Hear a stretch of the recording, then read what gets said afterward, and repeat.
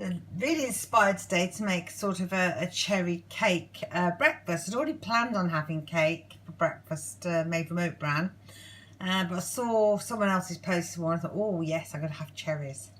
So in here I've got 2 tablespoons of oat bran, 2 tablespoons of alpro, simply plain, an egg, cinnamon, sweetener, half a teaspoon of baking powder, some almond flavour, pinch of clove because I love clove, I love the strong flavour, and I've got 2 tablespoons of butternut squash flesh, which is cooked. I've just used a spoon to scoop out the soft bit.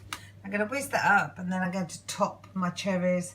Been a bit lazy, couldn't be bothered to defrost them, so cake mix is going over them frozen. So there's the cake batter, it's just been whizzed up, and I'm just going to pour it over the fruit.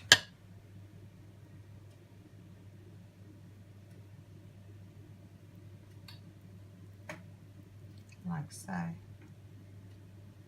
Use any shape you wanted, but this is the first one I pulled out of the cupboard this morning. Okay, so I'm just going to get the spatula, put the camera down and try and get the remains of the cake out to finish it off. Then I'm going to put some almonds on it and bake for about 20 minutes at 180. Okay, so it's done. I've put a knife in and it's come out cleanly. It's taken a little longer than I would have expected, but maybe that's because of the type of container I've used. It's got a bit of a funny colour to it, but I think that's because I've used butternut squash and quite a lot of spices in it, which made it quite dark. So yeah, it looks really good, and I'm going to leave it to cool for a bit before I pop it on a plate.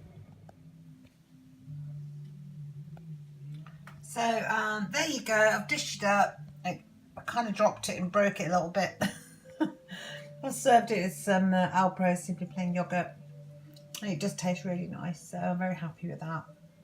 In hindsight, it might have been best if I'd have not used frozen cherries, because it's made the base a little bit moist. But it's not bad, I'm quite pleased with it. So yeah, next time I'll defrost the cherries and let them dry and drain before I pop them in the base of the dish.